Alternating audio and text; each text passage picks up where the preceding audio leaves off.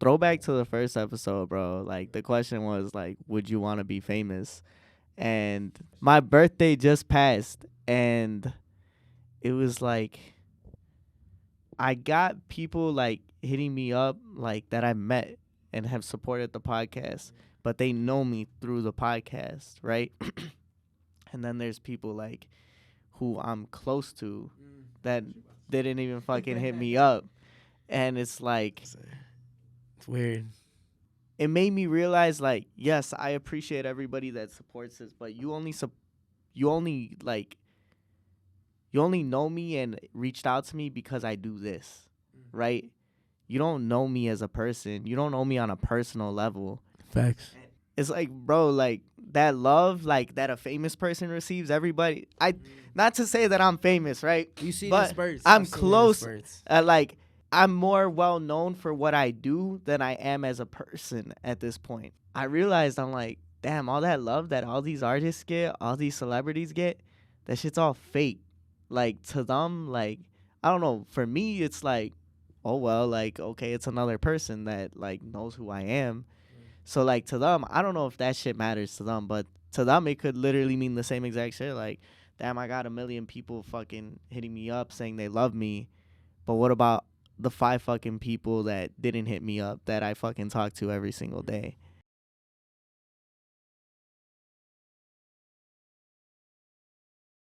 What's going on, everybody? Welcome back to Sad Boy Radio, and we got a special edition today. That's why we got the special bottle out today.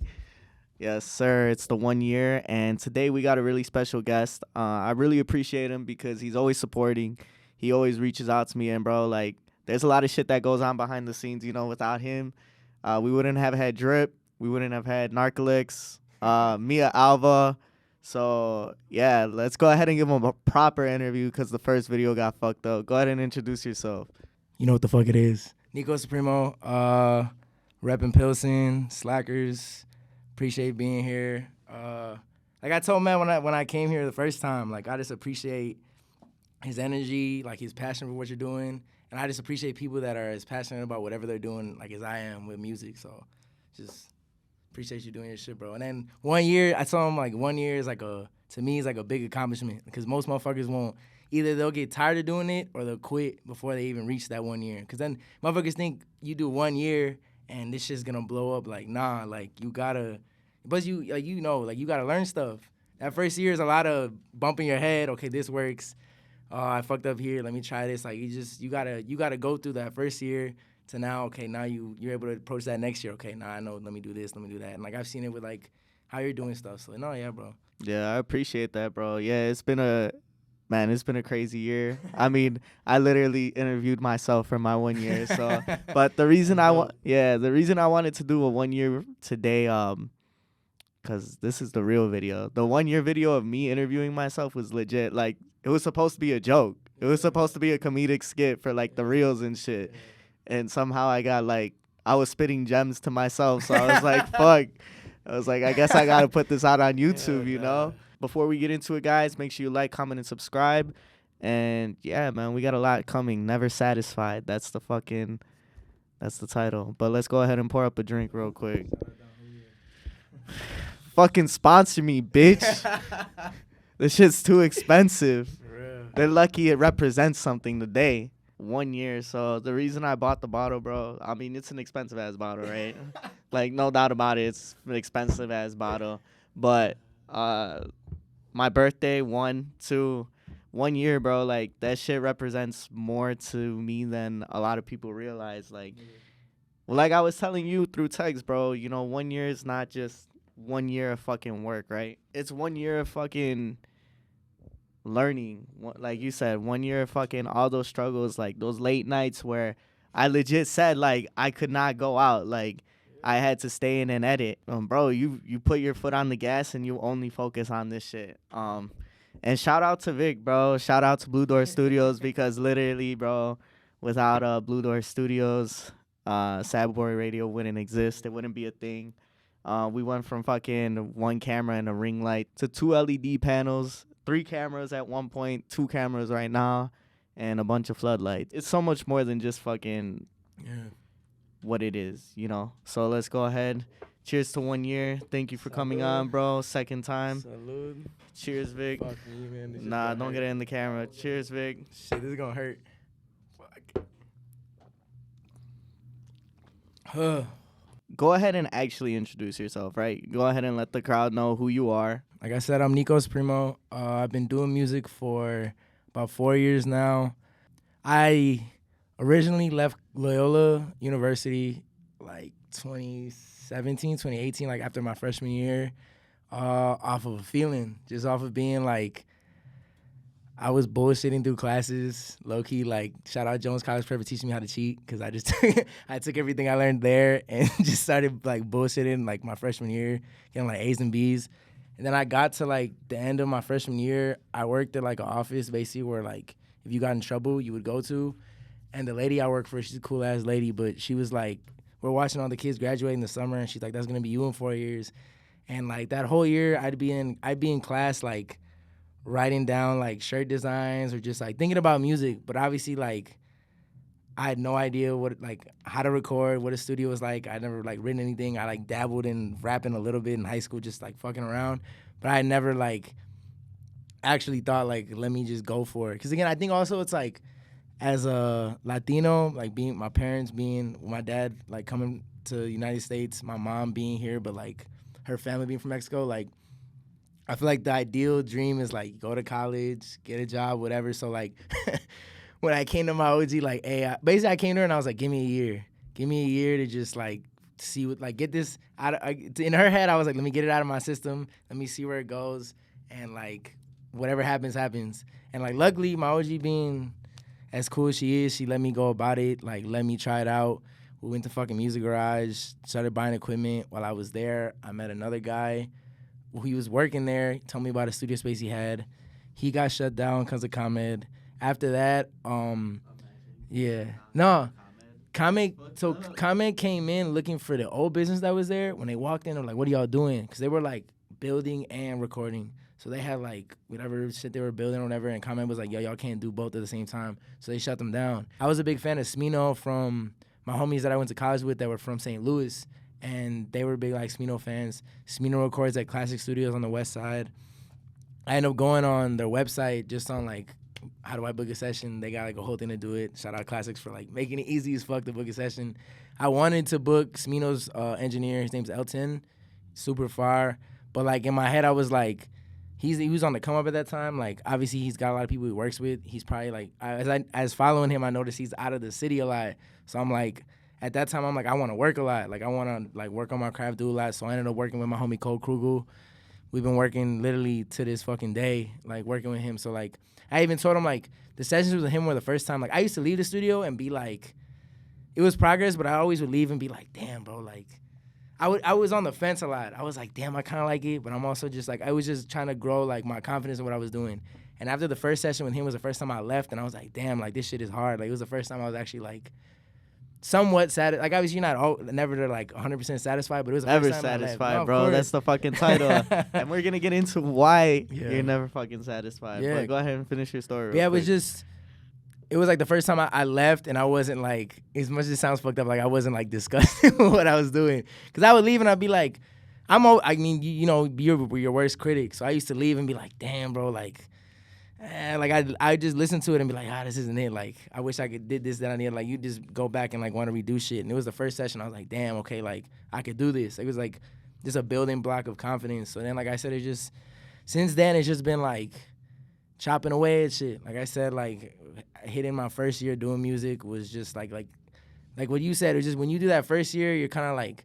It like hitting my first year was it allowed me to look back at everything. Like I hadn't taken the time to really like. Look, because I'm really bad with, like, tunnel vision. I just be, like, I'm just going. Like, sometimes I struggle with, like, trying to, like, appreciate that moment. So, like, hitting the 1 year, my first year doing music was the first time I was like, damn, like, look at all the shit that I've done so far. And it kind of gave me a little bit of, like, perspective of being, like, you know, always strive for what you want to do more, but also appreciate, like, you know, the little things you've done. Like, because this, you know, it's not, like, there's a lot of motherfuckers that say they want to do this, that will do it for a couple months. It doesn't blow up. They don't get 1 million views on the third video, and now they're like, I don't want to do it anymore. Like, this ain't for me. But, like, me being like a music nerd, I like to just listen to like interviews, listen to artists. Like most people are doing this shit for like 5, 6, 10 years. They've been like working at it, and they finally have their moment. And yeah, like it may seem like you're like, oh, they came out of nowhere, but it's like motherfuckers been doing this shit for years. It like unless you do your research and like I said, you be as nerdy as I am with music and you look into somebody's history, you wouldn't know that. But like I said, when I really like started researching artists, researching like just people doing like entrepreneurial stuff, like you gotta I be telling motherfuckers like you gotta eat shit for a while. Like you gotta kind of be in a shitty position. You gotta not like have people that, you know, kind of shit on you, don't want to do stuff with you. And then like I said, like shit I've only doing it for 4 years. Like sometimes I don't feel like I've really done anything. But like there's motherfuckers that always want to do some shit. Hey bro, let's do this, let's do that. And that's where like I take it as like, okay, we're doing something right, but at the same time, like I'm the king of like, nah, like we gotta do more. Like this ain't I'm the the king of that shit, bro. I'm the king of that shit. Cause I fuck with you, bro. Like you understand, it's like, bro, this shit. We far from the end. Like if motherfuckers, that's where with me it's like if y'all satisfied with this thing, to me it's like this is just the tip of the iceberg of what I want to do. Yeah. Like there's a lot more to go. Like I'm not even close to being fucking satisfied. Like this is a lot more to go. That's like the thing about, man, you just ran through the whole fucking episode by himself in one fucking take. Nah, but I mean, there's a lot of things you said there where it's like you're never satisfied, right? Like you said, bro, you already like accomplished a lot in 1 year. This is how I've been looking at it, right? Looking back through 1 year. In my year of being 21, one, that's young as fuck. Two, it's like in 1 year, every single thing I accomplished, it's like, I'm like, fuck, that was a lot to do in 1 year. Like, how the fuck do I top that? You know what I'm saying? And that's how I feel about, you know, my videos a lot of the times where it's like, all right, like the Drip interview, shout out DJ Drip. Like, we're about to hit 500 on that video. The power of Drip. Yeah, for real. For real. Power of Drip. You are not the father. And that's the thing, right? You bring on these artists to fucking shed their star power and shed their story. But it's also like, that was easy. Like, that was an easy 500. Whereas I release fucking multiple videos that barely did 50 sometimes, barely doing 80. And it's like, damn, you know, if I got DJ Drip on, like, what do I do next to top that shit? Especially with what we talked about, bro. Like, you knew people were going to tune in for that shit. So that's what I'm saying. You know, it was one of those things where it was like, damn, that was, you know, I am so appreciative for that episode. But it's also like, dude, that fucking episode got me recognized in the fucking club, bro. Like, I swear to you, I had this girl be like, you're Sad Boy, right? And I'm like, I was telling Vic, I was like, damn, you know, Angie Martinez. And we made it. It's over with. Don't talk to me. Talking about yesterday's price isn't fucking today's price, bro. For real. Fucking, I told him, I'm like, damn, Angie Martinez and Ebro had it right because they use their names for their titles. Yeah. Me, I'm just going to always be known as Sad Boy wherever I go. I thought about that with my music name. Yes, you got to think about it. It occurred to me with like, they said like Juice WRLD, like I don't remember. I don't know if it's necessarily him, but I started noticing people like they call it like Uzis, like they call him Uzi. Like it was just, you gotta understand like whatever you go by, people will refer to you as that. Like you're gonna not be like, and then it's gonna be weird when you go home and motherfuckers call you Matt and you're like, the fuck? Like it just, I don't know. To me, it's just like I've been Nico since I was like a baby, so it made it easy to just be like to go through that. But that's obviously that's not my like actual name, so it kind of worked out a little bit where it's a nickname but not my actual name. But most people probably just know me as Nico. Yeah, that's the moment I realized. Dope, I was like, damn, I'm Sad Boy. You're doing something right. Sad Boys for real. Yeah, I mean, it was dope, bro. And that's what leads me to ask you this. You know, what do you feel has been your greatest accomplishment so far for music? Oh, that's hard. Damn. I think as it was the show at Shuba's just because, like, the band, you know, the turnout, for me, I think it was my most put together, like, performance where, like, crowd engagement, like, mic control, like, we've been really working on, like, that part of this shit where I feel like some people just think, like, you're just going to show up and yell in the mic and people are going to fuck with it. And I feel like from doing shows for a while, it's like For me, like I told somebody one day, I was like, a lot of shows I do is maybe like 5 people on the bill, 10 people, and it's like you being somebody in the crowd. No offense to people I've been to shows with, like, you know, you be there and you see people that just like, people gonna go home the next day and be like, you know, like nobody stuck with me. Like my biggest thing was like, how the hell do I have somebody leave and they're like, yo, I don't remember shit from last night. I don't remember nothing else, but like, who's the dude with the Pikachu? Or like, who's the dude with his shirt off? And that's the reason why like last summer was really when like we got out of COVID and I was doing a lot. I was able to get a lot of shows. I was like, yo, what do I do to stick out? And that's where like the Pikachu came to my mind. And like it was also because my Superstar project, he was in like a constellation in the corner. Shout out my homie Bensky at hard ass cover art. But like him being in there, I was just like, it literally just occurred to me. I was like, fuck it, like let me just get a fucking big ass Pikachu. I looked it up. How do I get it? Whatever. Went to GameStop, like a couple blocks from my crib, got him, and it was just, and then it was like immediately after the shows, like I started noticing where like people would come up to me and be like, "Oh, Pikachu!" Like most people are gonna know what Pokemon is, or at least know Pikachu. So it was just something to like get in people's heads, or like people like having all these tattoos. I was like, okay, let me take my shirt off, like during my set, like let me start making that my thing. Where like, but it's just like I said, it's like how do I resonate with a crowd that like. You're getting 10 to 5 artists. Like, I know there's certain points where, like, motherfuckers are checked out. They're, like, half paying attention. You know, they're having a conversation with their homie on the side. It's like, how do I get you to stop what you're doing and be like, damn, like, this person on the stage doing that. So I think the shows is that.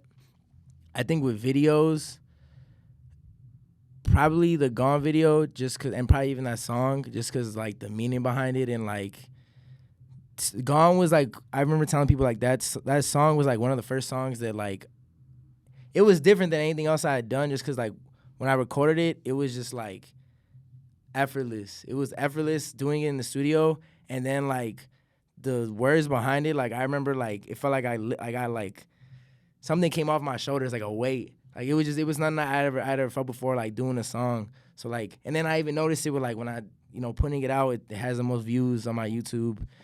I think it's the #1 song on like my Apple Music. I don't know about Spotify, but like it was like a song that like resonated with a lot of people, and I think like, and then it resonated with a lot of people, and then be able to see, like I said, it did that for me on like a personal note with just the music part and like us putting together the video. Just I think that was just like a moment for me, or even like when we did, like I said, like I think a summer ago we did a video every 2 weeks. And just seeing like that, like being able to create that wave, or just like that was the first time really like we had like a plan to roll out and we executed it. And then like that's where I would tell Ecorn, and I was like, when we really like sit down, we put together a plan. When you execute it, you see like that's how or it's like we talked about like momentum. Like you gotta build like a lot of this shit when you see artists, like you gotta build it up.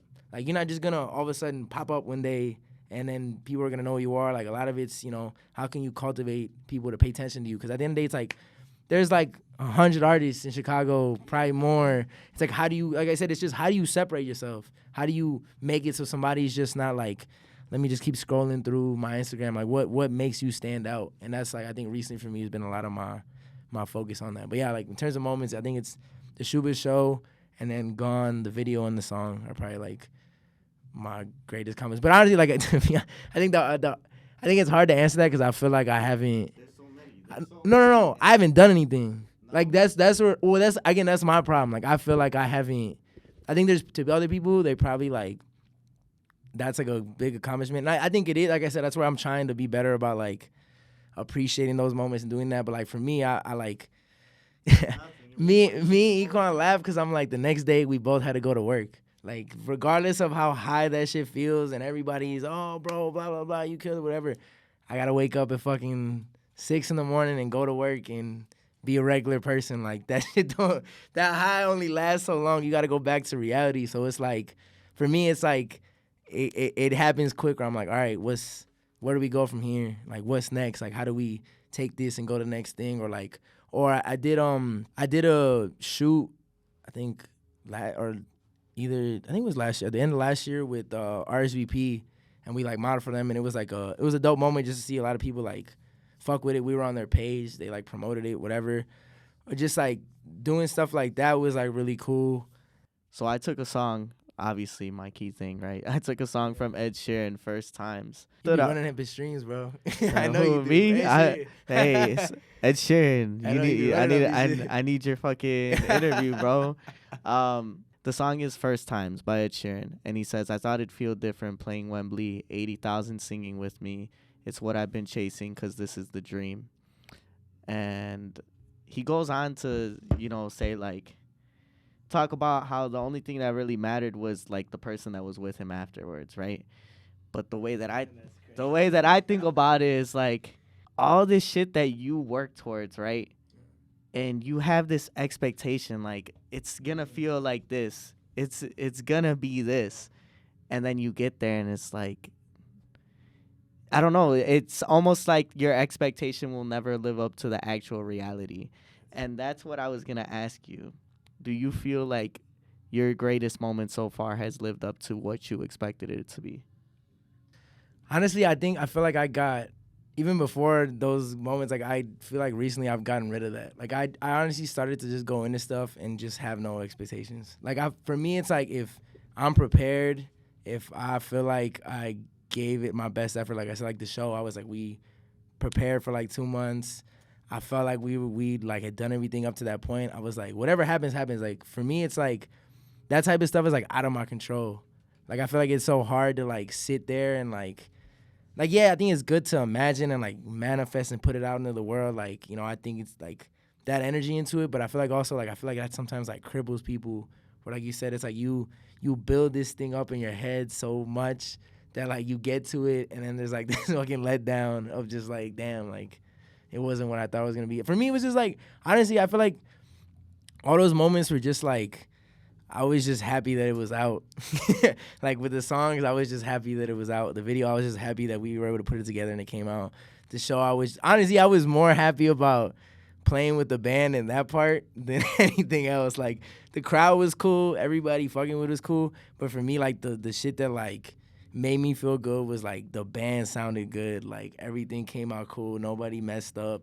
Nobody, because it wasn't even like, even if they messed up, I wouldn't have cared. It was more just like I knew like how much it meant to Caleb on the drums, like Shylek doing his thing, Mia. Like I just wanted everybody to be like, they did their best. Everybody's comfortable with what they did. Like I was just like I said, I guess just I feel like I used to do that, and I feel like that like took away from like the actual thing I was doing. Yeah, the experience. That even too, like just appreciating the moment, like being in it. That's the other thing is like even as artists, you're always that's like your condition to like work towards something your whole fucking life, and once you achieve it, it's like, damn, I got it, but now let me look back at everything I didn't enjoy. That's the worst thing. That's something I've been told a lot lately is that like I'm so focused on this, right? That they're like, you gotta enjoy life too. You gotta enjoy one, the road there, and two, enjoy fucking other shit in life. It's not just work, work, work. But to me, that's all it is like work, work, work, because I'm young right now. I forgot what lyric I pulled. I think it was from Blessings. Big Sean says, "This is the late night working after 3. This is why my old girl was mad at me." And I've been there. I've definitely been there.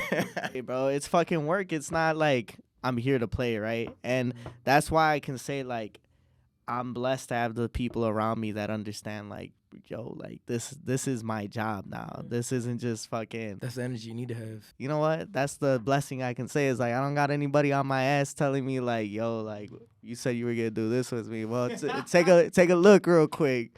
I got other shit to worry about. That's another fuck. I'm jumping now, but that's another thing about 1 year, right? Shout out to all the people that fucking told me no about coming on this shit. Shout out to all the people that fucking flaked.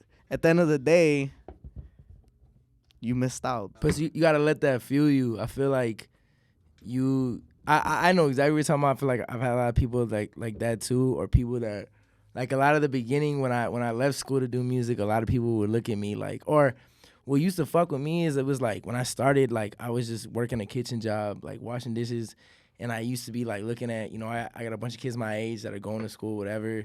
Whenever I bring it up at a family party, they're like, "You're doing music, like what are you talking about?" Like, it was just, you gotta, like I said, that was the first like year and a half. I'm getting all these looks, and it takes that. But then I'll say now, like, I'll go to a family party, everybody is bringing up all the shit that happens to me. Like, my little cousin always be talking me up and shit. So it's like, but again, like I said, it's like you gotta weather that beginning part to get to now, where you got motherfuckers now telling you, coming up to you at the club. Like, you gotta go through that beginning part. Man, for real, shout out the haters. Shout out to the fucking people that said they don't ask serious enough questions, because that's why everybody fucking comes on this show. Yeah. That's all I'm saying. So Salud. Another one. On my DJ Khaled shit. Vic hates me because I be fucking saying whatever I want. I remember my first hate comment. It was, no cap, it's kind of cringe how you be talking about your high school ex and you're in your 20s. And fucking, I don't even have a high school ex that I would even talk about. Like, the fuck? But I was gonna fucking hit him back with, like, some dumb shit, right? Like, thanks for the love or some shit. And Vic was like, nah, just ignore it. So that's why I know Vic's a pacifist, bro. So I know he be fucking wanting me to, like, ignore shit. But to me, it's like, man, fuck them. Like, what? Yeah, but I feel like I've had that too, bro, where, like, I just feel like it's like, that shit ain't worth the energy to a certain extent. Like, I trust me, I'm a Scorpio, bro, so I be wanting to fucking go off on motherfuckers. And, like, I have a lot of people, like, talk me off the edge of shit where, like, but I feel like on some gross shit, like, I feel like I've gotten to the point where I'm like, bro, like, motherfuckers ain't even worth it. Like, people be, bro, that's the internet. Everybody got a fucking opinion on some shit that they don't fuck with and know what they're talking about. Or people just like to, like, talk shit. Like, that's Twitter. Everybody just talking shit to each other. Like, you can't, don't put your feelings in that shit, bro. That's what I've learned. Like, if you gonna go in there taking shit personal, like, feeling some type of way about motherfuckers, like, have the people not actually gonna have that energy when you go face to face. So it's just like, man, it ain't that big a deal, bro. The thing about it to me is, like, I don't care enough to be, like, to get worked up about it, right? Because to me, it's funny. Like, good job. Like, you commented that shit. To me, it would have just been funnier to go back and forth because that drives engagement, bro. This was like, You be thinking like, that's true, though. That is true. bro, this was when we first started. Like, I don't know what episode it was, but I was like, that was probably my first comment ever. So I was like, damn, like, let's get this engagement going, bro, you know? So that's how I be thinking. Man, we, like, went back to 1 year. To me, at the end of the day, it's like, I think of every single thing that's happened, right? I think of the inspiration behind this product. And, you know, I don't need any validation. I don't need any fucking words from people. But fuck the haters. Shout out to everybody that's ever supported, you know, bought the sweater, fucking came on the show, liked the post, shared the post. You know, I've had people that I don't even know share my shit at this point. I really appreciate everybody, but, you know, like I said, never satisfied. Those expectations are always like, damn, okay, what's next? Where do we get to? I just had a conversation with my cousin, and I was telling him, I'm like, you know, it's like, yeah, I hit 500, but what the fuck does that mean if I continue to do 50 every other video? And he's like, you know, that's just human nature. You know, we made a wheel out of stone, and then we made it out of fucking wood, and then we made it out of steel, and now it's alloy or some shit, right? He's like, that's just how people are, because once you have, you know, the next best thing, it's like, okay, what's the next best thing? And for me, I think that's with anything, right? You gain something, and it's like, damn, I want something else. That's why people end up in fucking shitty ass relationships. You know, they got the best thing out there, and then they want to go and find the next best thing. But what I wanted you to talk about real quick was Gone, bro. So you mentioned how that song was such a weight off your shoulders, and I love when artists spit a bar from their fucking song and, like, say their favorite part. So go ahead and say, what's your favorite bar from that song? Bar was hard. I think it's just the beginning. So it's pain, pain, pain, go away. I had a bad yesterday. I think it's too much on my brain. Now I just gotta take a sip to get away. I think that, but honestly, the whole song, like I said, not to get too deep, but my dad was an alcoholic, so that idea of, like, basically, like, escaping whatever's going on in your life through alcohol, whatever drugs it was, like that whole idea, or just like I had gone through so much shit with my OG that like putting it into a song and like letting all those things out, like I said, it was just something where like I had never felt it. Like writing it was one thing where I was like, damn, like it felt good to actually like get it out, because I had never like had a conversation or like gone to therapy on that shit, or and then to put it in a song and like hear it was like, damn, like this shit's crazy. Or like on the music tip, I was like, it sounds good, like it came out really dope.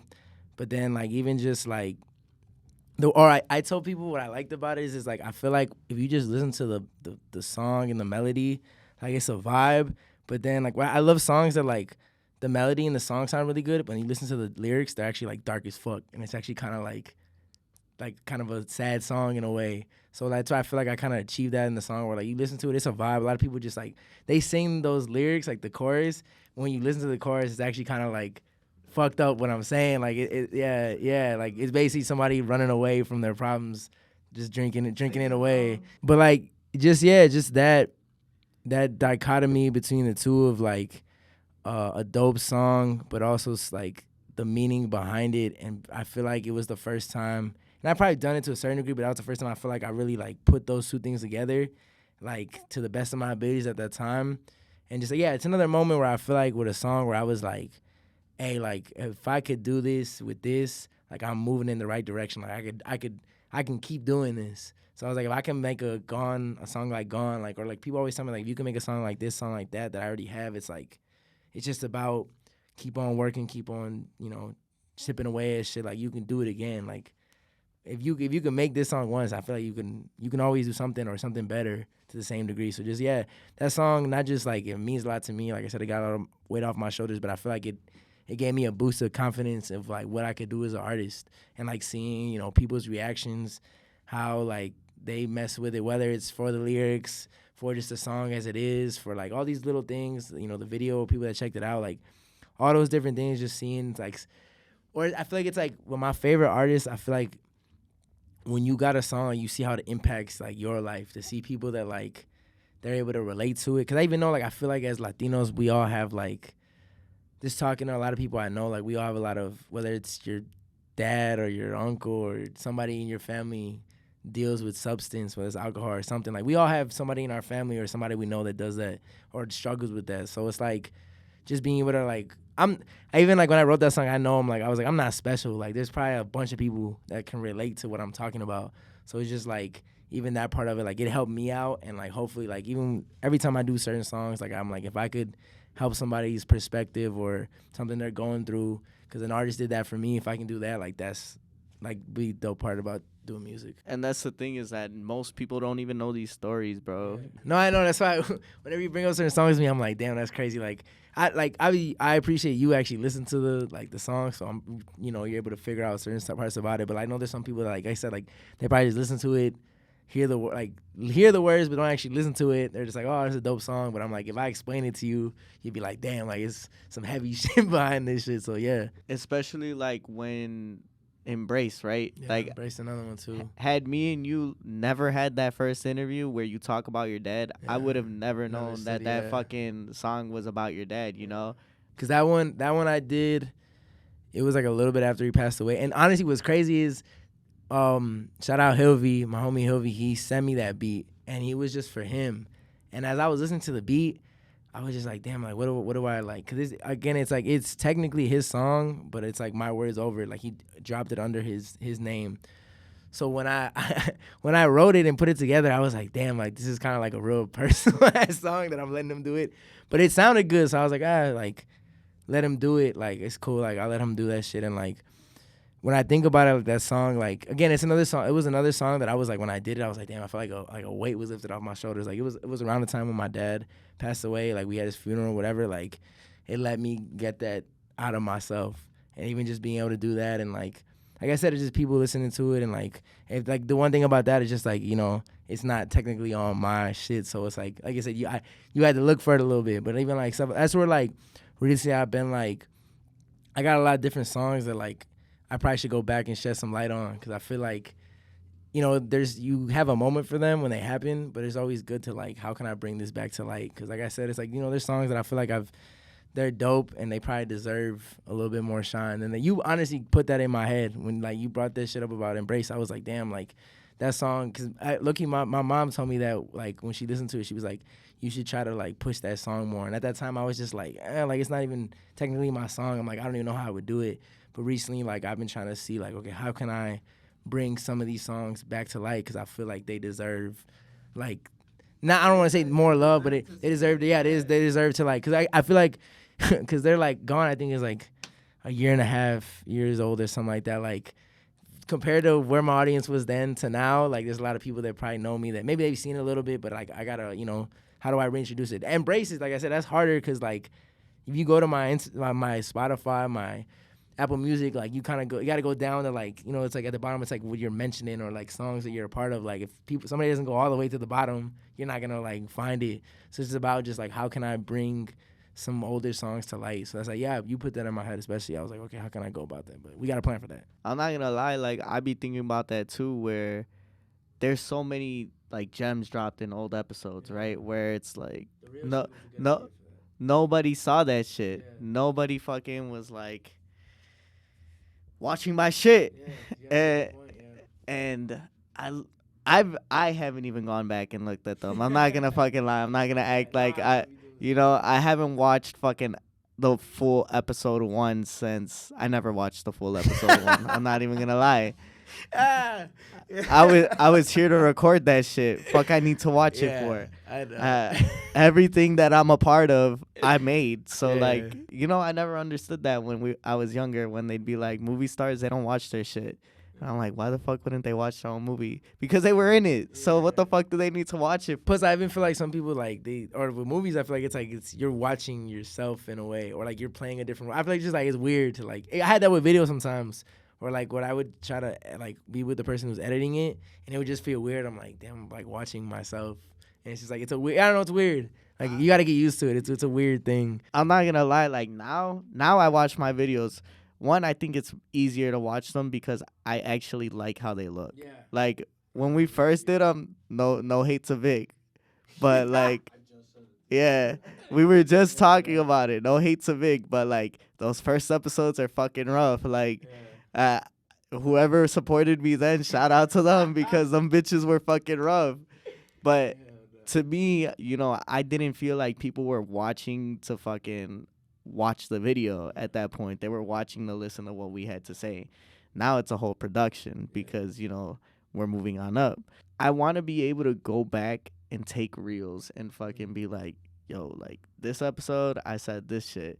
Because there were so many parts where I was like, damn, that, you know, that hit. Yeah, they serve moments. I feel like sometimes I be chasing those moments. You know what I'm saying? Like, I'm like, oh, fuck, I got to say some clever shit here so that way I can make a reel later. But once I stop that, you know, it just flows naturally. I go back, I'm like, let me take a reel here. I feel like I have this problem where, like, you have this clock in your head of, like, I need to get this done by this time, or, like, I need to do this. Like, if I'm not... Sometimes I have it where, like, if I'm not working on it, on what I'm doing, I'm falling behind. But I feel like recently I've been more, like... That's why I feel like it's, like, as artists, I feel like sometimes we get caught up, like, see somebody else doing something, or you feel like you're not, and it's, like, you know, you get caught up in that. And that's where more recently I've been, like, I'm just in my world. Like, if I'm improving what I'm doing, like, just focusing on, okay, if I'm working on music, getting better in the studio, that's just better. Like, I feel like it's the part of it where it's, like, just because you're not showing everybody you're working doesn't mean you're not working, you're not improving. Just because you're not out here, like, it's a social media thing. Like, if you're not exemplifying to everybody, like, my numbers are rising, my numbers are there, like, this is going wherever it's going, like, that's not improvement. Where, like, now I feel like I've more been like, okay, if I'm doing this a little bit better, like I said, if I'm working towards some new shows, working on stuff, getting a little bit better, or just, like, I don't know, just not being so focused on, like, I think being in the moment, but also not being like, I have to do this at this very moment. Like, it's just like, my homie Dave told me that, where he was like, I think it was something with when we were dropping videos, he was like nobody necessarily right now is waiting on it. Like, it's like, I think I got to the point where I was like, I'd rather it be 100% good, exactly how I want it to be. It's as perfect as I can make it. And it took me a little bit longer than necessarily I'm rushing to get it out because I think like I have to get it out for some fucking reason in my head, that it's like maybe 75, 80% of what I could make it. And I feel like that's where like that change is like, I feel like that's what takes you to the next level where it's like you're being more precise with what you're doing. Maybe it's taking more time in between, but it's like when you do, it's like it's a quality over quantity. It's like you're dropping good shit, and maybe it's not as consistent, but you're at least dropping good shit. Or sometimes I feel like I don't know. I feel like if everybody, you got to just find that middle ground, whatever works for you. And that really comes with like longevity, bro, because when you have that initial push of like, okay, every week for about like 2-3 weeks, it's cool, right? Like people are like, damn, this shit hit. When's the next one? This shit hit. Next one, this shit hit. It's getting oversaturated, you know. Like I was just gonna say that. I don't even want to listen to this dude no more. And that's what turns a lot of people off from a lot of artists, you know. They release, and then eventually it's like you gotta make people want. And that's kind of like where I found myself at one point, where it was like, okay, I'm releasing, but who's watching this shit? Yeah. Is it just the people that I bring? Is it the guests? And once you get those guests that are like well known, you know, people are tuning in for them, which thank you for fucking doing this shit, right? And thank you to those people. But it's also like, okay, now if I were to just release some shit on my own, who's gonna watch that shit to listen to what I have to say? So making sure, you know, like you understand your audience and understand yourself, understand like what's your next step after you get that initial push, because that initial push is only, you know, it's only great for a little bit. It's like when you were younger, right? When you had the new girl in school, like shiny at that moment, but like in 2 weeks, like she did which friend group did she choose? And for real though, it do be like that for real. That's how I be thinking, like, you know, you got to figure out, like, what's your next move. And that's why I say, like, I'm never satisfied, bro. I'm never fucking happy with, like, where I'm at. And it's annoying, bro. I fucking hate it because it's, like, every day I'm like, fuck, bro. Like, what can I do next? And sometimes there's, like, literally nothing more you can do. Like, what I do right now is release an episode a week, promo the fuck out of that episode, and do it again the next week. And it's like, fuck, I want to blow up already, but it's also like, it's consistency, bro. The more consistent you are, the more your numbers go up. It's a process, and I hate the process, but it's like, fuck. You gotta be like the 76ers, man. You gotta trust the process, even though they haven't.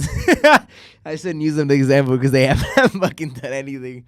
They've yet to complete the process, but nah, it's a good analogy of like you gotta trust it that it's not gonna happen immediately. Or like I told you, I feel like this is where I got the yin yang tattoo. I feel like it's like finding balance in life where it's like I agree with you where you always wanna. That's where like we're the same. Where like I'm always like never satisfied, looking for what next. But I will say recently I've tried to make do better of like also enjoying the moment a little bit. Like you said, we put in so much work. We do all these things. It's like, you know, you want to enjoy these things right now because you never know where you're gonna go from here or what's next or whatever is gonna happen next. We can't control it. We don't know what's gonna happen. So it's just like enjoying the moment as well as never being satisfied. Because like you said, there's a lot of people that will have something happen for them. Or I was just gonna tell you this. I feel like it's always good to like. You know, you said you bring new people in. That's always a chance. Like I said, what I do with shows where, like, let's say it's a crowd of 50 people that don't know me. If I grab 10 new people, that's 10 new people that might check out what I'm doing, come to a show. If I have merch, buy some merch. That's a new group of people. You got to value that. But somebody told me recently, it's like you always want to reach for new people, but you always want to, if you have, let's say, you know, 10 people that are in tune with every video you do, how do I cultivate to them as well? That's how, like, people make cult fan bases, where it's like, yeah, you always be striving for new people and new things, but it's like, how do I also cultivate what I already got going on? Because you could easily be so focused on all this other stuff and getting new people that all these people that are actually tuned in are like you're not, they all of a sudden you're out here reaching for new stuff, and you look behind you and everybody left. So I feel like it's, like I said, it's balance, bro. Life is that.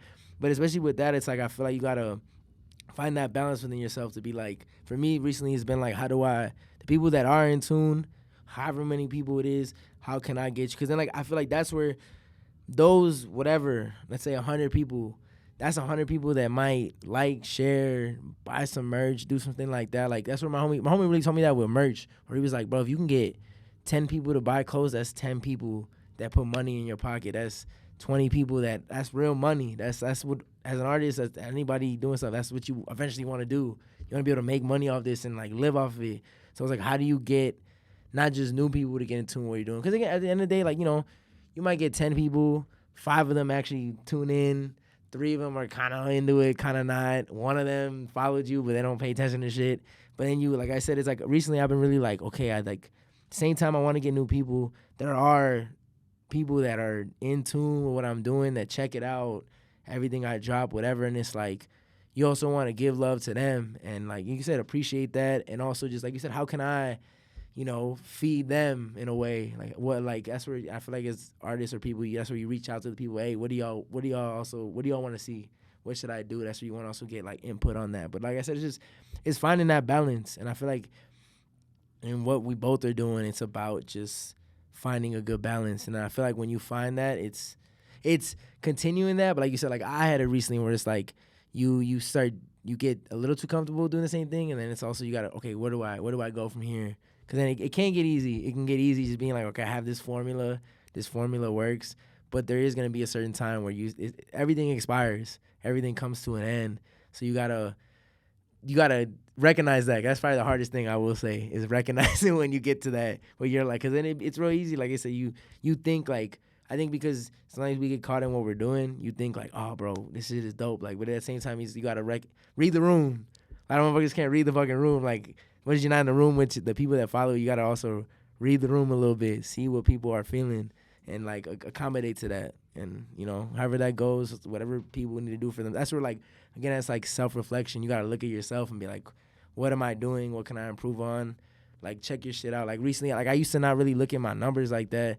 Recently, I know, like, on Instagram, it lets you look at, like, certain days, there's, like, certain hours that you get more engagement. I've been trying to be more like, okay, on Monday at noon, this is when more people look at my stuff. Okay, let me try to help myself out. Like, it's not always going to work, but at the same time, I feel like it's, like, you also got to help yourself out. It's like you can also shoot yourself in the foot, a lot of stuff where you're doing. Like, you can hurt yourself, and you think you're doing the stuff right, but you can, you know, it's just using all the tools you got around you. Like, some people, they just you gotta be resourceful with that. You gotta post at the right time, bro. Yeah. Literally, because it also takes trial and error though, because sometimes you gotta see what works. Like I said, that helped me out, but at the same time, it's like, see what your audience. That's another thing. Recognize your audience. Some people have audiences that they check out shit in the morning. Then some people have late night people. Some people have literally 12 o'clock at night is when they get the most views. Like, and not everybody's the same. Like, if you think somebody telling you, hey, post at midnight, but your whole crowd of people are asleep at midnight, like, then what the fuck are we doing? But like, okay, that person's crowd, yeah, that works for them. But like you say, that's where you gotta like look at your shit and be like, okay, what are the people that are fucking with me? What are they engaging with? That's where Instagram kind of helps out with that. But even like you said with you gotta, sometimes I notice that like certain days I look at, let's say, the views that I get on Instagram or like stuff like that. I try to look at it in terms of like, okay, I know on, let's say, Wednesday, I get a lot of people pay attention to that. So let me, okay, put that in my head. Okay, Wednesday's a good day to drop, or whatever. Like, there was a point in the summer where we were like, Fridays and Saturdays, motherfuckers are outside, don't drop. Or drop early in the day. Because if you drop at like 6 on a Friday, everybody's out. And then you might have people look at it, but everybody's drunk. They're kind of like, they might like it, but they're just still scrolling. You know, everybody's drunk at the club. You might be liking stuff, scrolling. You got to think about that shit. That means I'm fucked. Because I drop on Fridays. And I'll probably drop at like 12 on Fridays now. But like, lately, I've been dropping at like 5:30, 5 o'clock. But again, like I said, it depends on your audience. I'm just saying, for me, when I looked at it, I was like, I'm shooting myself in the foot. Because most people that follow me are out. They're 9 times 10 going to be out. So it was just for me, I was like, because to be honest, and I learned that because I used to be like, Friday and Saturday, people were on social media like they're gonna do that, but it wasn't until I literally went out that I was like, damn, like, I'm not paying attention to shit on my phone. Like, why would somebody else? Or like, I don't know if it was meanness or like I noticed that, but also some people would tell me, or I don't know if me and Equan were like, low key, people are out. Like, but again, like you said, it's like you gotta check your audience. Like for mine, it was just like I noticed everybody was out doing shit. So it was like, why the hell would they be like? Why would the hell would it be checking out my stuff right now? Like you also want, like I said, you can shoot yourself in the foot like that, and then you end up just. That's where we even when we were like, okay, we want to drop something, we want to make the most out of it. You put all this work into something, and then like I said, you put it out in a shitty time or in a shitty situation. You don't necessarily roll it out correctly, and then all this work you spend months on kind of gets wasted in a way. So it's also like making the most out of the work you're putting in, because it's like, you know, as you know, you putting hours into what you're doing, you want to get the most out of it. You want to squeeze the most you can get out of it, and if not, and then it's like, again, it's like, what the fuck are we doing? And we just doing this shit to just throw shit at the wall. What the fuck is, like you said, at the end of the day, we all want to fucking go somewhere. So that's what you said, you got to just figure out what works for you. We all want to blow up, bro. Then what the fuck are we doing? I mean, like, I had to tell somebody, I was like, bro, if you're not trying to go somewhere with this, what the fuck are we doing? Like, why are we working at what we're working on if you don't want to go somewhere with it? You don't want to live your life off of this shit. You know what I do got to say is, you know, throwback to the first episode, bro. Like, the question was, like, would you want to be famous? And my birthday just passed, and it was like, I got people, like, hitting me up, like, that I met and have supported the podcast, but they know me through the podcast, right? And then there's people, like, who I'm close to that didn't even fucking hit me up. And it's like... It's weird. It made me realize, like, yes, I appreciate everybody that supports this, but you only know me and reached out to me because I do this, right? You don't know me as a person. You don't know me on a personal level. Facts. It's like, bro, like, that love, like, that a famous person receives, everybody. Not to say that I'm famous, right? You see but the spurts. I'm close. Like, I'm more well known for what I do than I am as a person at this point. I realized, I'm like, damn, all that love that all these artists get, all these celebrities get, that shit's all fake. Like, to them, like, I don't know. For me, it's like, oh, well, like, okay, it's another person that, like, knows who I am. So, like, to them, I don't know if that shit matters to them, but to them, it could literally mean the same exact shit. Like, damn, I got 1 million people fucking hitting me up saying they love me. But what about the 5 fucking people that didn't hit me up that I fucking talk to every single day? So that's how I thought about it. And I'm like, damn, like, is that what fame's like? You know, is it just knowing a bunch of fucking people that, like, don't know who the fuck you are? That's how I thought about it. But before we, like, move on completely from this never satisfied thing, like me and you were both saying, like, we get lost in our minds throughout the day. Like, this is think. This is gonna get done, right? My boy Alan the official, bro. Shout out Alan. For real. Do you know him?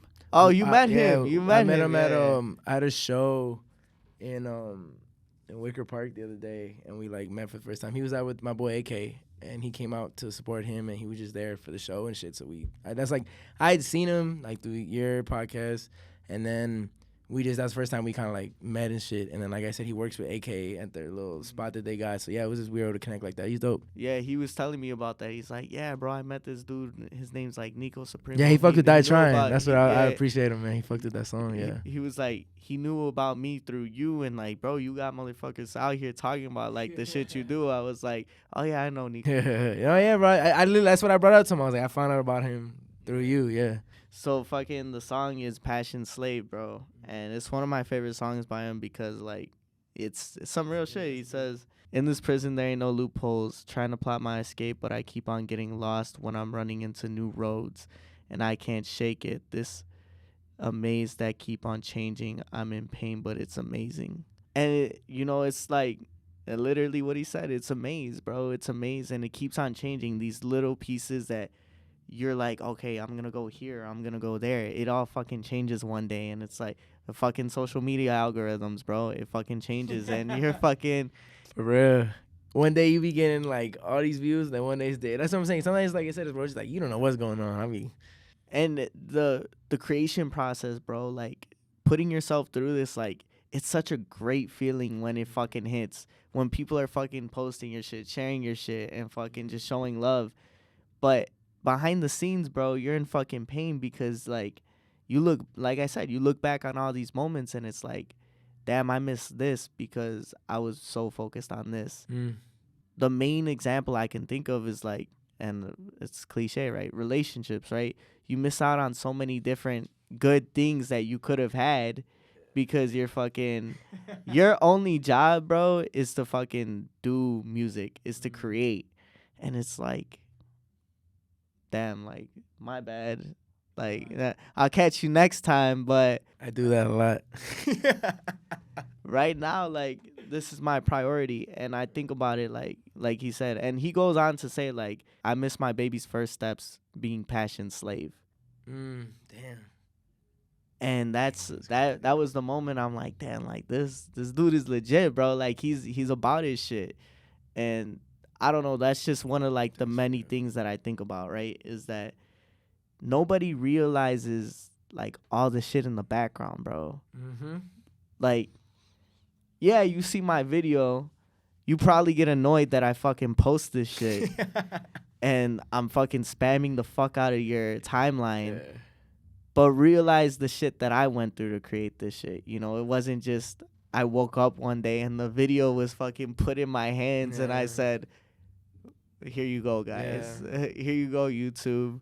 No, it was legit me staying up till fucking 2 a.m, 6 hours of editing, fucking just all that shit, bro. It's a whole process and you lose sight of like what you're doing. You lose sight of everybody around you. Yeah. Like you said, tunnel vision, bro. That's why I said, like, when you went on your rant in the beginning of the episode, I'm like, damn, this dude hit every single thing I was about to fucking say. That tunnel vision, bro, it's just like fucking, it fucks you up because I suffer that a lot. Because you're on go. You don't see anything around you. You don't see anything to the sides of you. The only other thing you can see is the other end of the tunnel. Yeah. And that's backwards. That's what you missed. That's really like my interpretation, and that's why like when people tell me like, you know, you got to focus on more than just your dreams, right? Yeah, you got to live, because if I don't live, I got nothing to fucking talk about. That's what I had to learn, because I was like, if I'm not living life, because I write, I don't, you know, there's a lot of motherfuckers that'll make music and they don't live that shit. I was like, from the beginning, when I started, I was like, I can't write some shit that I did. You said there's no cap in my rap. For real, no fucking cap. But I was like, if I'm not living, the fuck am I gonna talk about? Like, what is there to talk about? So like, I when you said that, I was like, bro, I feel that 100%, because like it hit me one day where I was like, you know, I could be in the studio doing all this stuff, doing all that, but it's like you gotta also live a little bit, enjoy life a little bit. Or like, honestly, what you said that hit me was, I was like, I had a point where like, I was kind of be like a shitty son and like a shitty brother to like my mom and my little brother. And he's like 14 years old. He's going into high school. And recently hit me. I was like, yo, like, as much as I'm doing my stuff, like at the same time, you know, I got to help him out and whatever he's going on with him. Obviously help him out with G. But like I said, I had to learn that, because it was like, maybe like the second year I was doing music, I was just like going to shows, going to stuff, being in the studio, blah, blah, blah, like just in my own world. And you end up finding out that it's like I said, it's like, enjoy life, not just live it, but like enjoy that shit, like have a good time, enjoy the moment. Like I said, it's like, because I feel like we wake up one day and it's, you know, it's gone. Yeah. And like I learned that was the biggest thing with like with my dad passing away, is you see like life is however many years you're able to live it, and at any moment shit can go away. Yeah. And it's just like that was a great lesson for me, to be like, let me appreciate just being here, these little moments, all these little things.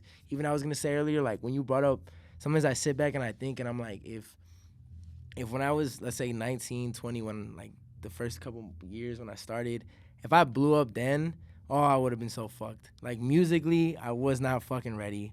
Like even stuff that's happening now that I'm just learning now, I'm like, if I did it when I was fucking 18, this shit would have destroyed me.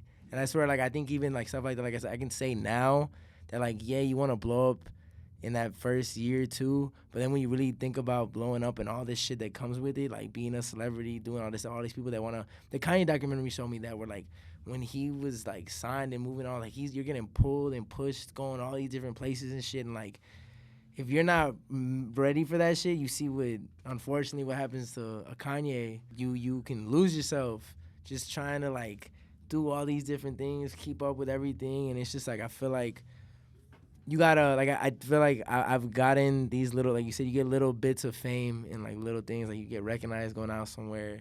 There's like these little bits of like that level of fame that you get now, and I think they help you to learn that shit. Or you deal with somebody that does some bogus shit to you, you learn it at. Or I was talking to somebody, I was like, or I had a situation with an old videographer that didn't give me my or I had to wait like 2 months to get a video that I paid them for, and after that I was like, okay, now I know. Okay, let's say we're doing videos where okay, no one's necessarily waiting on this shit to a certain degree. Like we can, okay, I'm only paying the C200. Like when you get to those bigger levels, you know, $10,000 for a video.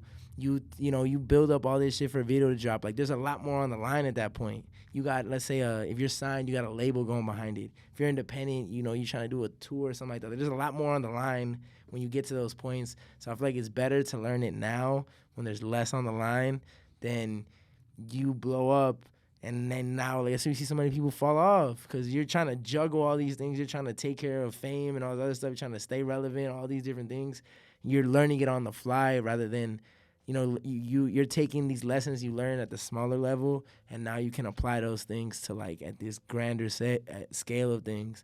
So that's why I feel like even, like, because I feel like when I was younger, I used to be like, man, I wish I blew up or that's it. And now being, like, 24, doing this shit for a little bit, I'm like, hell no.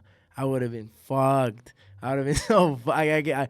I sit there and think about me then. I would have been like, bro, it would have gone bad. My homie told me there's always going to be problems. And shit is never going to be as perfect as you want it to be.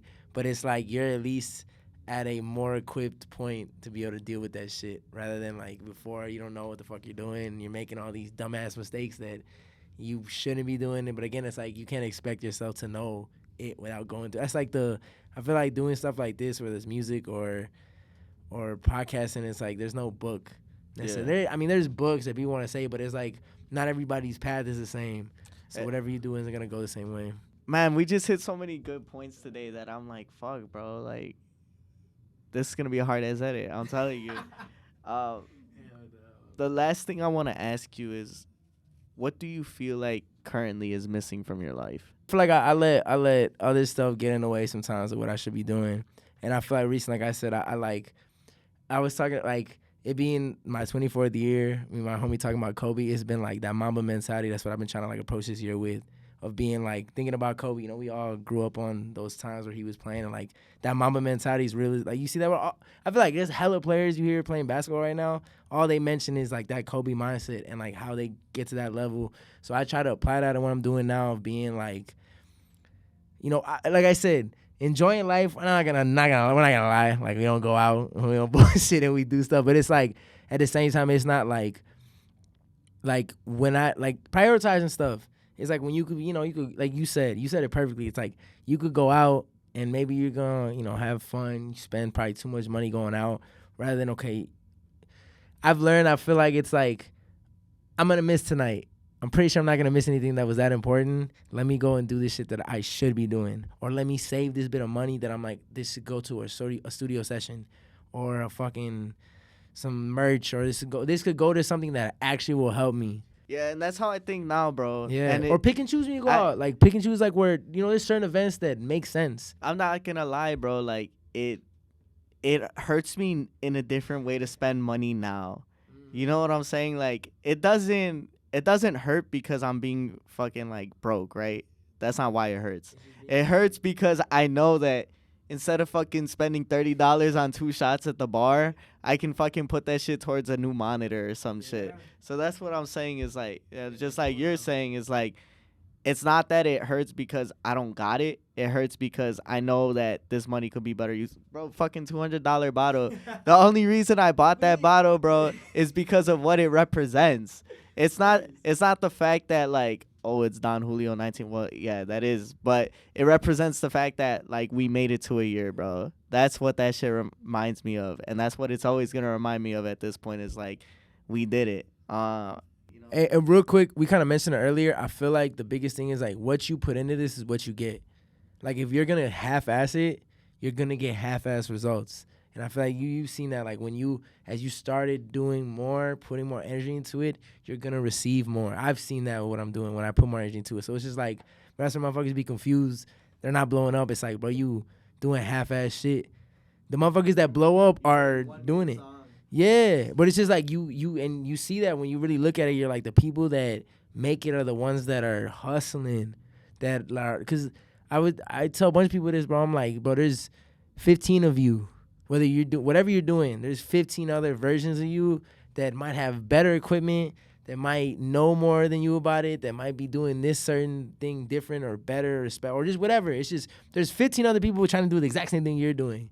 It's like that's where it's like the things that separate are how you gonna hustle it, how you gonna do your shit. I'm not gonna lie, that's the only problem you guys got that I don't.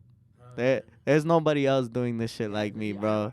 There's nobody else doing this shit like me. So, and I'm not, that. Luckily, you were able to find that shit quickly, because there's some people that they struggle with finding their niche. Like, you were able to literally walk in the door. I knew what I wanted to do, bro. I knew what it was gonna be, and I knew what that conversation was gonna be. Did I know that I'd end up interviewing people? No, I this shit was literally a conversation for me to bring my homies on and be like, it wasn't until Vic's like, you should probably start interviewing people. I'm like, okay. And so, yeah, shout out Vic. Fuck you, Vic, because you don't let me talk shit to people. But one day when this is big, bro, talk your shit. Fucking Vic's Vic's gonna be around, and I'm gonna look at Vic, and he's gonna give me like the or the and then I'm gonna go in. Looking back on the year, like I said, I'm never satisfied, and the only reason this episode was made was to shed light on, like, yo, like, it's not just let me put out a podcast. Like, what you see is like the easy shit, right? And you all probably only watch like 3 minutes unless I have a DJ drip on, right? At the back end, it's me editing for hours. It's me fucking putting my own money into this shit. And eventually it'll pay off. And thank you to everybody that does support. Thank you for those people that do watch for like 1 second. I mean, a click's a click, right? So to me, it's like, thank you to everybody, but also like, just know it's not one day and it's it, Plus, I was going to tell you, I feel like I've looked at this in music. Like, when you build a catalog or you build all these episodes, the moment shit does go up, now you got a whole bunch of content for people to look at. That's the other part I feel like people don't think about it. It's like you want to build your shit up so that when you have a moment, when you have people that come to check out your shit, they like, because that's, what is it now? We have such like a, yeah, but I'm saying like we have such like a short attention span. Like people just want, okay, what's that? Like they want to be like, or it's a Netflix thing. You go on Netflix or you get 3 seasons of a show all at once, or you get a whole season. It's like people want like to binge. Binging is the thing. So it's like I said, it's like if somebody discovers you now, they got all these episodes to run through. Like somebody told me that with like now with my music, I'm like, if you come for this song or whatever, now you got all these other shits. You go on my YouTube, you got a bunch of videos to be able to go through. Like that's also really important that like you're building something up so that whenever that moment happens, you're able to, grab people. Because let's say you got 2 videos, people watch 2 videos, now they're like, oh, well. Yeah, now that's how you lose them. Yeah. Now you create fans by the people that when you catch them, okay, now you got something to keep feeding them. You got something to keep them engaged with. Yeah. But that's the biggest thing. And that's what I think about now. It's like, damn, we're at 45. That shit's fucking crazy, bro. Hell, you gonna be this podcast that are like fucking 200, 300. I know, but like when you start, you're like, oh, damn, I'm at 1. How do people get to 100? Like that shit builds up quick. But yeah, man, thank you for coming on. I really appreciate it, bro. Like I said, I really wanted to do something special. Damn, should we take another one?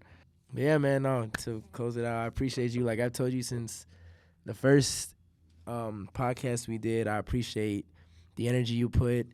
Like, the questions you like I told you, before we met, I've done a lot of different podcasts, interviews, stuff like that. And, you can kind of tell when people are putting that energy, when they really give a fuck about what they're doing. And to see you go about how you're going about it, like the preparation, everything, your notes, that shit means a lot. I probably had it out, being out and about, not even thinking about it, but salud, sad boys. Year. Sad Thank boys you, Vic. forever. Sad boys for real.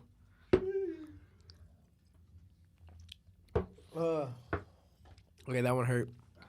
All right, guys. Well, thank you. I appreciate everybody watching. Sad Boys for real. Make sure you guys like, comment, and subscribe.